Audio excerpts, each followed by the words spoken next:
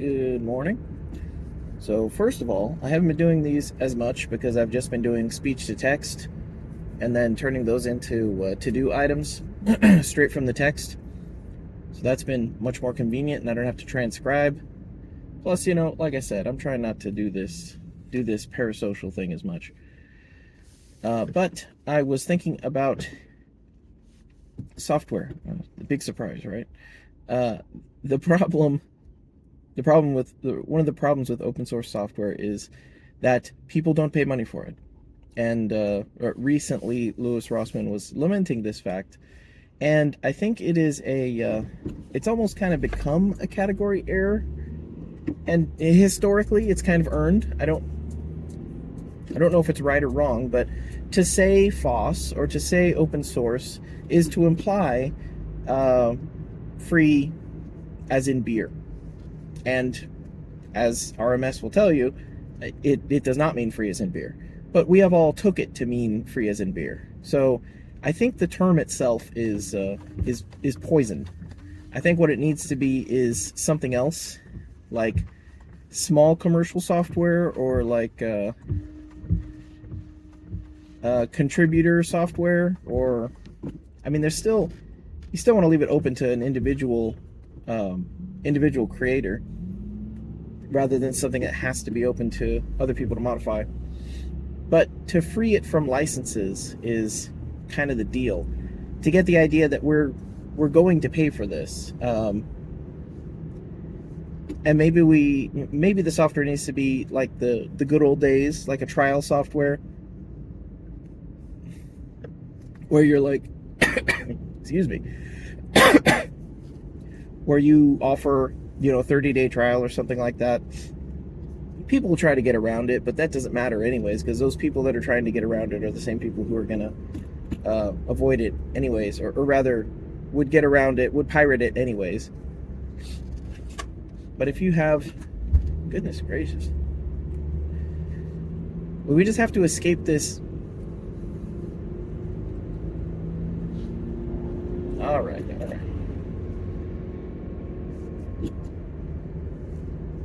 Weird morning for people like us.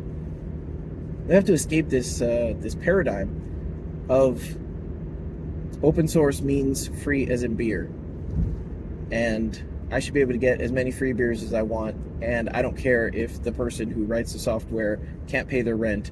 All that matters is that I get mine. And there's proven ways. It's marketing, and it's frankly, actually, it's capitalism is what it is, and that's what makes it an ooky subject for everyone, because it's this is capitalism. If I pay him money for his labor, then that's like me. I don't know. I don't even know what it means. It's like I'm enslaving him. We've gone full circle on this. The other thing that's weird, the other problem with all of this is that we spend money on stupid nonsense. At least here in America, it's very common that we're spending money on stupid nonsense. Fast food and subscription services and things like that. And the idea that we can't donate $1 to, see, that's the other thing. It's like donating. I'm donating $1 to this. Even if you just have a nag screen, a nag screen for $5 or for $3, $2.99, something like that, and then after a month of use it goes down to like $1, and after a month of use it goes down to like 50 cents, and eventually it's just like the cost of the basically the cost of the financial transaction. It doesn't actually matter. Like, I don't like PayPal, and I've gotten off of PayPal quite painfully, actually. But the fact of the matter is, if it causes you to send $1 to someone, even at a $2 charge, that's still okay, because the idea is that lots of people would be doing this. But we just don't. Like, donate is like something that someone else will do. And if I want to try to extract capital from the person who is using my labor to usually make money or save time, that's evil, I guess. I don't understand. There's a lot of hang-ups about all this right now, and it's super weird. And it's like that art-based economy video I made. Like, we're watching ads to enrich YouTube, this gigantic company, but we won't send, in my example, Louis Rossman $1 in the mail. Like, it's absolutely retarded. It's retarded. It's ridiculous and retarded. We're going backwards, and everyone is suffering, and especially the developers. I don't know. I think there has to be a new name for it. I don't know what it would be. I want to call it like boutique software or something like that. It's just like software boutique. Wasn't that a shop back in the day? Or electronics boutique, I think it was called. Like boutique software, artisanal software. You know, KiCad is not artisanal software. KiCad is professional, like extremely well polished EDA software. It's fantastic. And we pay $0 for it, and we think that's okay. And that's not okay. That is our problem, actually. Because the thing about these projects is these people, if everyone that used them sent them $1, more software would get made. And more people would step out of these corporate structures where they know they can get their 9-to-5 paid in order to make stuff. And we just won't. We won't do it. And it's our problem. We do the same for music. Enriching producers instead of enriching creators. And enriching Spotify and thinking, oh, well, Spotify's donating to the person. Like, fractions of a penny, yeah, maybe.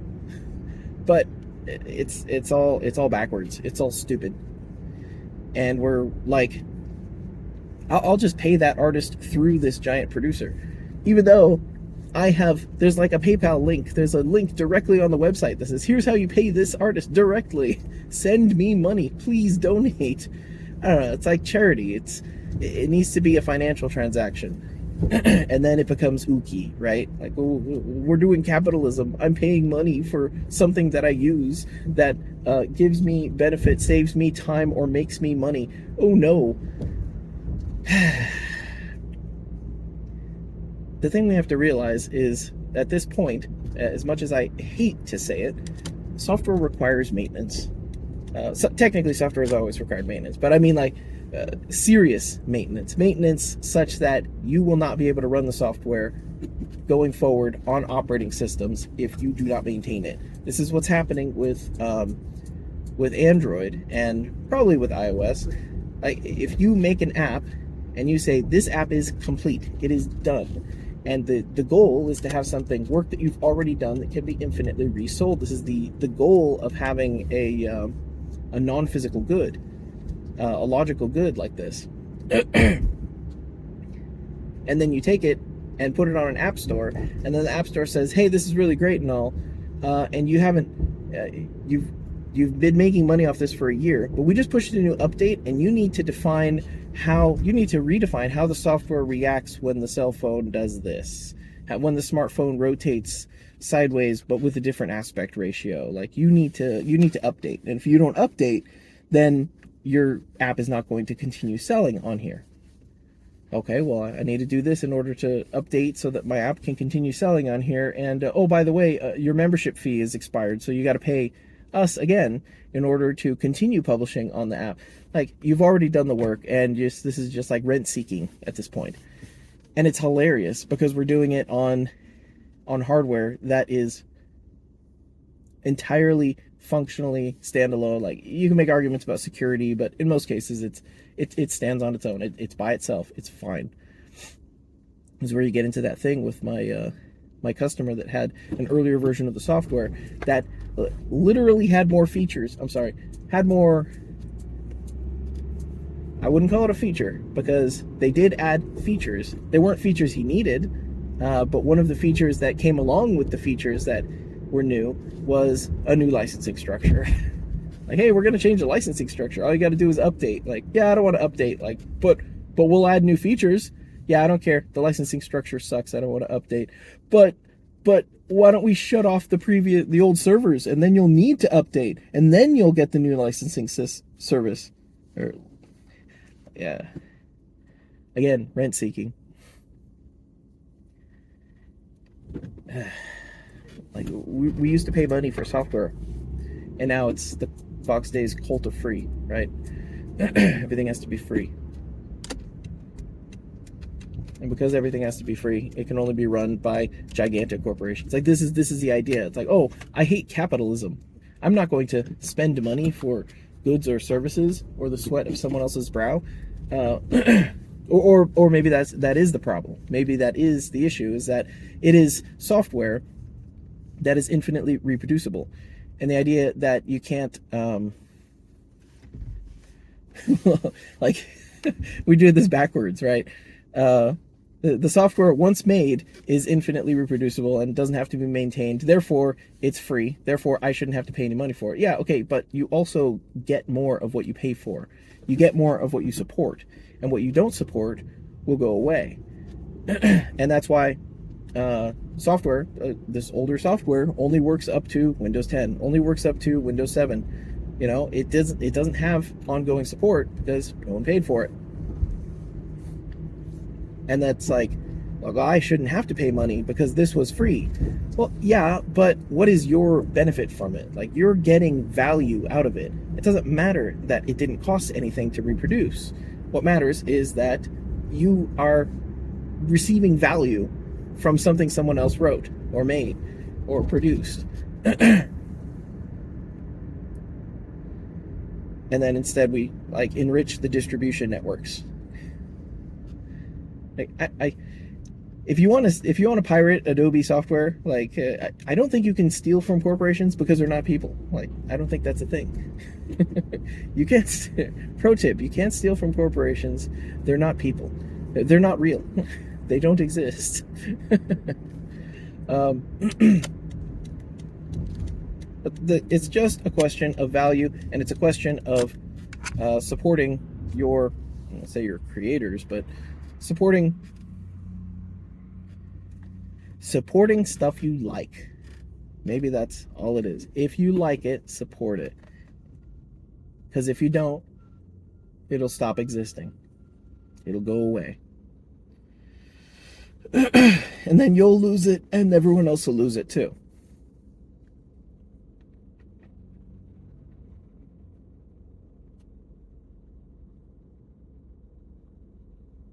This doesn't even cover the idea of the spending money on nonsense. So much nonsense. Yeah.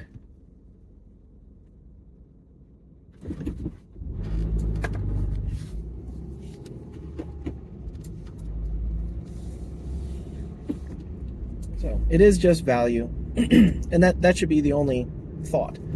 The idea that this is the other issue with the book. Like, if I buy a book from a secondhand store, I am not supporting the creator. I had the Deep Work, Cal Newport. He has some good books. I really like them. And I listened to them on audiobook and read them on ebook through the library. I have sent him $0. And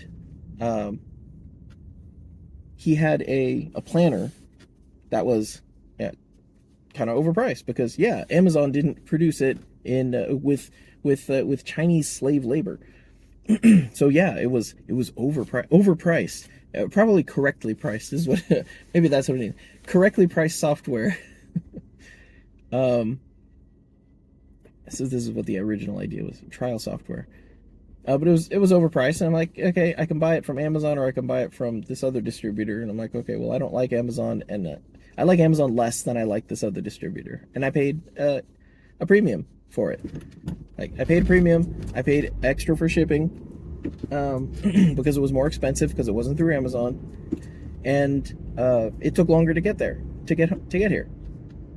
Like, I did this for philosophical reasons, and that's what it's going to take, is for us to acknowledge the philosophical reasons for our purchases and then to put our money where our mouth is, I guess. Because what is cheapest? Because this is not working. Like, this is this is for the people who are anti-capitalist, or anti-late stage capitalist or whatever. This is the thing that's not working, and we think that if we continue doing it, or if we manage to get it even cheaper, like, then it's going to start changing. It's not. This isn't working. We got to change. We have to change. Amazon is not going to change. Music producers are not going to change, and Apple is not going to change. We need to change.